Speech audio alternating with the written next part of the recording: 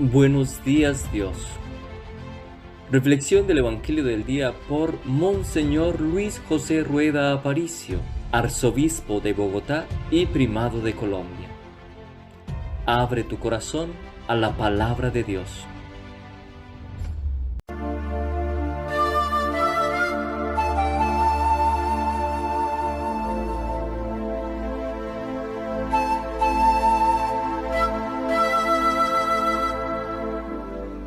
En el nombre del Padre, y del Hijo, y del Espíritu Santo. Amén.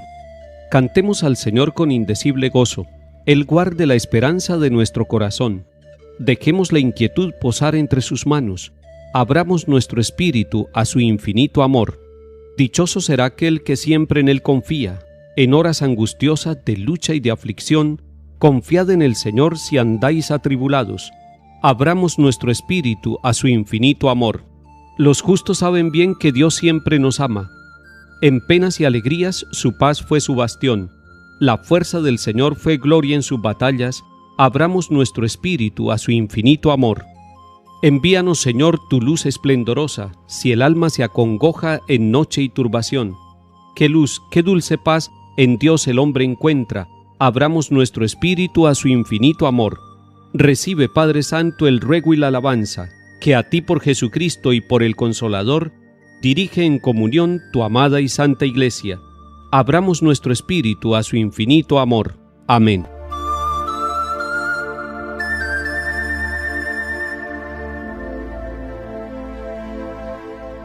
Lectura del primer libro de los Reyes, capítulo 12.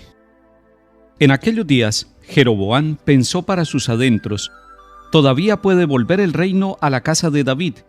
Si la gente sigue yendo a Jerusalén para hacer sacrificios en el templo del Señor, terminarán poniéndose de parte de su señor Roboam, rey de Judá. Me matarán y volverán a unirse a Roboam, rey de Judá. Después de aconsejarse, el rey hizo 2 becerros de oro y dijo a la gente: ya está bien de subir a Jerusalén. Este es tu Dios, Israel, el que te sacó de Egipto. Luego colocó un becerro en Betel y el otro en Dan. Esto incitó a pecar a Israel, porque unos iban a Betel y otros a Dan. También edificó ermitas en los altosanos, puso de sacerdotes a gente de la plebe que no pertenecía a la tribu de Leví. Instituyó también una fiesta el día 15 del mes octavo, como la fiesta que se celebraba en Judá, y subió al altar que había levantado en Betel a ofrecer sacrificios al becerro que había hecho. En Betel estableció a los sacerdotes de las ermitas que había construido. Jeroboam no se convirtió de su mala conducta y volvió a nombrar sacerdotes de los altosanos a la gente de la plebe.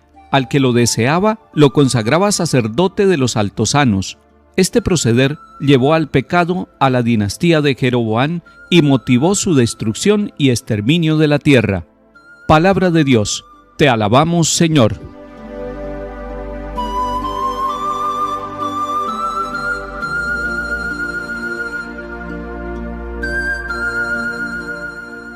La palabra de Dios en estos días nos está mostrando una cadena de errores personales y sociales y las consecuencias que esto conlleva. Primero, Salomón desvía su corazón de la presencia de Dios. No busca la voluntad de Dios, sino su propio placer y su propia voluntad. Esto trae como consecuencia también que unos y otros busquen el poder, y entonces viene la división entre el reino del norte y el reino del sur. Pero ahora nos encontramos con que Jeroboam quiere dividir también a su pueblo y siente envidia de que ellos vayan a Jerusalén a rendirle culto a Dios. Y entonces viene la utilización de la religión en orden a lo político y a lo económico. Jeroboam toma como estrategia lo religioso. Se está dando cuenta que los israelitas van a rendir culto al único Dios vivo y verdadero, pero a él no le conviene que vayan a Jerusalén, porque si van a Jerusalén, posiblemente se unan con Roboam y entonces él queda sin posibilidad de reinar. Toma una decisión equivocada. La decisión equivocada es crear unos altares, unas religiones nuevas, unas religiones en cualquier lugar. Ya no se respeta el único templo de Jerusalén. Ya Jeroboam está diciendo: nosotros también podemos fundar nuestro culto, nuestra religión. Nosotros podemos crear nuestra propia espiritualidad. Está jugando con el sentimiento religioso del pueblo.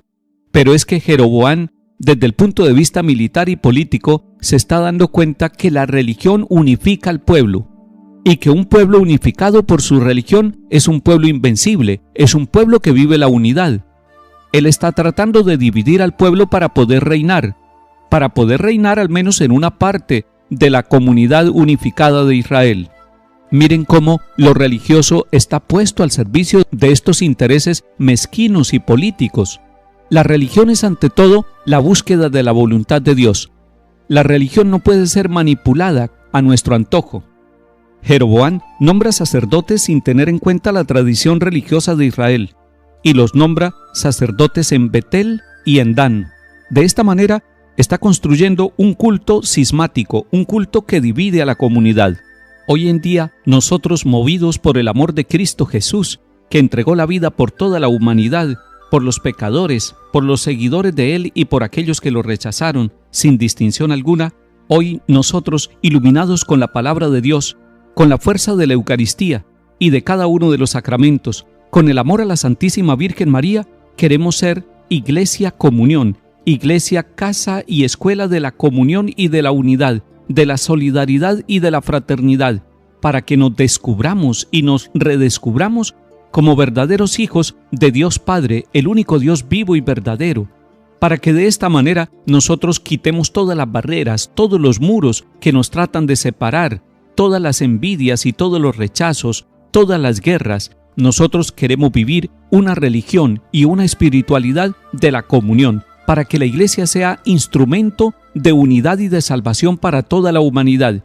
Puede ser que haya diferencias en la forma de pensar, pero nosotros como Iglesia católica, y por eso el cristianismo vive una actitud católica, es decir, universal, con el corazón abierto para todos, buscando siempre la verdad y buscando no lo que nos separa, no lo que nos divide, sino lo que nos une. No queremos construir muros, sino tender puentes que nos permitan transitar y encontrarnos, abrazarnos y redescubrirnos como verdaderos hijos de Dios. Esa es la tarea de la religión, esa es la tarea de la Iglesia, hacer de todas las personas hermanos en Cristo Jesús.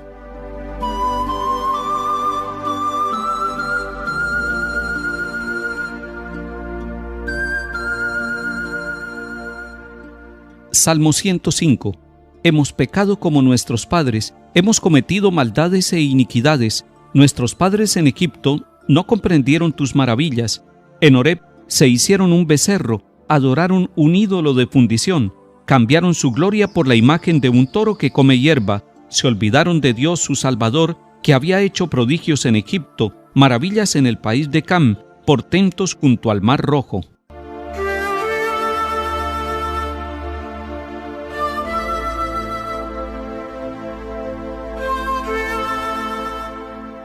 Lectura del Santo Evangelio según San Marcos, capítulo 8.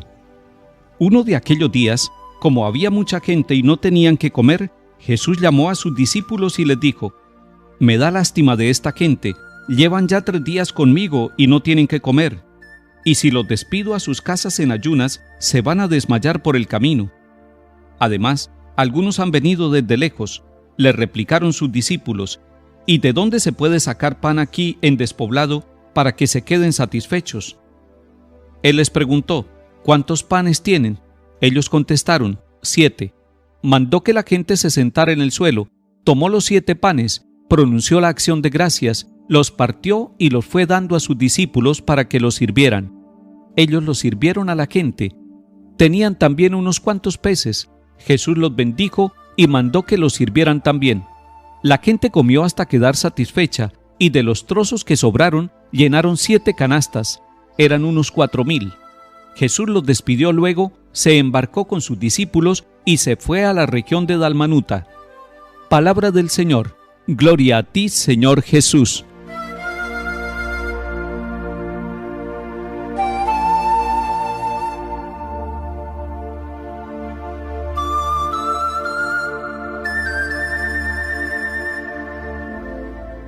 El Evangelio según San Marcos nos muestra 2 narraciones de la multiplicación de los panes.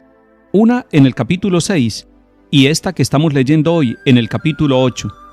Si ustedes las toman y las comparan, encontrarán similitudes entre estas 2 narraciones, pero también algunas diferencias. El mensaje es el mismo. El mensaje es que Cristo Jesús, el Señor, se compadece de la humanidad. La compasión hace parte de sus sentimientos. Él se compadece de vernos como ovejas sin pastor y de vernos extenuados. Él conoce el dolor y el sufrimiento de nuestro pueblo. Él sabe de cada uno de nosotros y de nuestras familias, de las luchas que tenemos en todos los ambientes de nuestra vida. Por eso el Señor se manifiesta como el pan que se da, como el pan compartido, y nos invita a ser fraternos, nos invita a compartir lo que tenemos. Hoy llevan 7 panes. ¿Cuáles son los 7 panes que cada uno de nosotros tiene para ofrecerle al Señor? Tal vez nos parezca demasiado poco, pero ese poco puesto en las manos de Jesús, cuando Él da gracias por lo que nosotros presentamos, abunda. Cada vez que vamos a la Eucaristía, damos gracias y recibimos un pan sencillo, la Eucaristía, la hostia consagrada. Allí está Jesús en plenitud, dándose como pan de vida.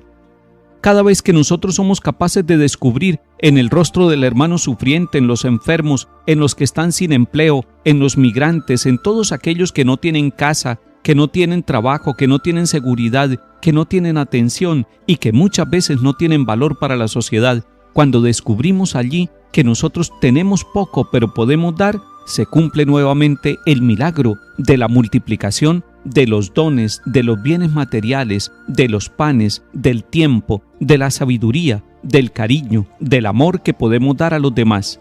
Jesús nos invita a compartir. Él se da como pan de salvación y quiere que nosotros lo entreguemos a los demás. Que el Señor nos bendiga y acompañe. En el nombre del Padre, y del Hijo, y del Espíritu Santo. Amén.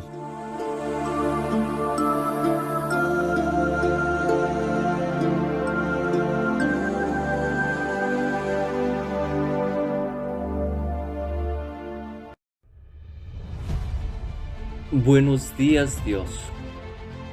Reflexión del Evangelio del día por Monseñor Luis José Rueda Aparicio, arzobispo de Bogotá y primado de Colombia. Abre tu corazón a la palabra de Dios.